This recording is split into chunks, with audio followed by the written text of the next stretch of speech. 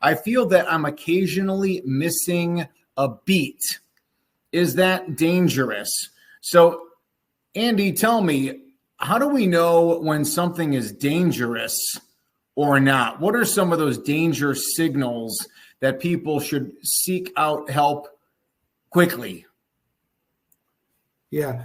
So I think when someone says that they're missing a beat, the vast majority of the time, what that means is that they have an extra beat, and then there's a compensatory pause. So after an early beat, either from the ventricle or the atrium, the heart often kind of resets itself, and we call that a compensatory pause. And that's what they're feeling. And usually that beat after the pause is harder because there's more blood volume. So it's a bigger stroke volume of blood.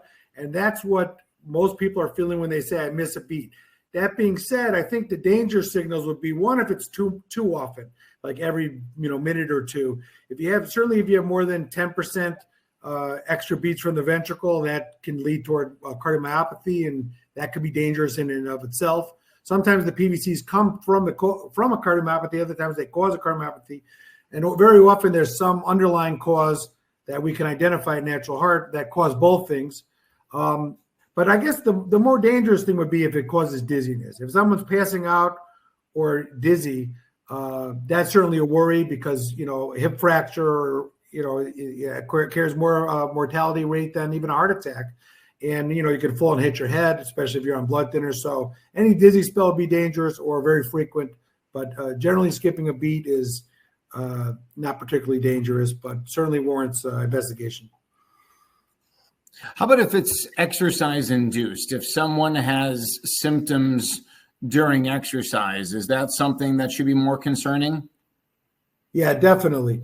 I think the majority of people that have PVCs, at least it was from the lower chamber. From the upper chamber, sometimes they can get a little more with exercise, but certainly PVCs from the ventricle, premature ventricular contractions, generally speaking, when you put somebody on a treadmill and you exercise them, they go away. It's so common. I see patients, I've done thousands of stress tests, and that in the waiting area while they're laying down, they have a lot of PVCs. As soon as you put them on the treadmill, generally PVCs go away during exercise. If they don't go away, that's certainly more of a concern. Could be related to blockage, could be, other dangerous, more dangerous etiologies or, causes. So that's a good question, Jack.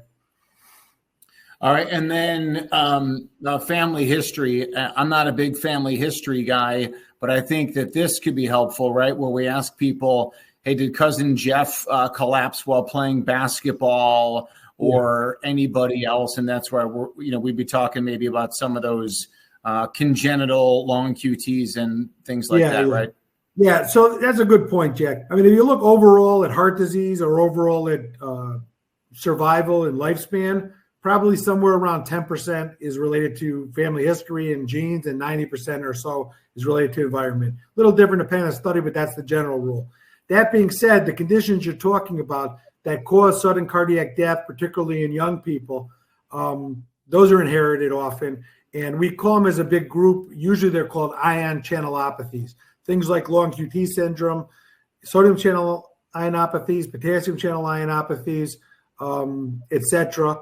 And, guys like me that are EPs and even, well-trained cardiologists like yourself can recognize those on an EKG. But you really have to look at the EKG very closely to make sure somebody doesn't have an ion channelopathy. Brugada syndrome is another common one. But a lot of those family histories are missed, Jack, because some of them are drownings. So long QT is famous, that the kid drowns when swimming or SIDS. This guy Schwartz in Italy looked at babies. In Italy, it's socialized medicine, so they did EKGs on all the babies. And about 25% of SIDS babies, sudden infant death syndrome, had long QT on their initial birth EKGs. So a lot of SIDS babies, that's a family history I always ask. If somebody passes out and they're young and it sounds like a scary story, it's not a typical kind of common faint, at a funeral or drawing blood. I ask about drowning. I ask about sudden death in infants or anybody dying certainly before the age of 40 in a sudden situation that was unexpected. Okay, so your favorite, so this person here, I feel that I'm occasionally missing a beat. Is that dangerous? What's your favorite test maybe for someone who feels that they're occasionally missing a beat?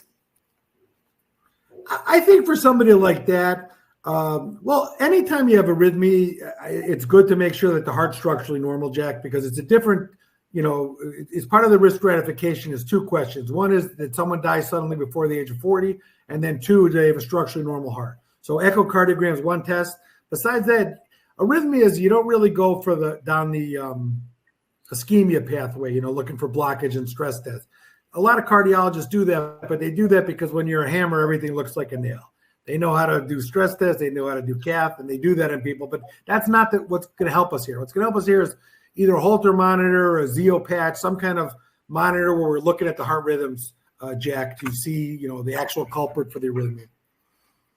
All right, very good. I think that Zeo patch is really good as well to get that 2-week monitor, which is absolutely fantastic, the Zeo patch.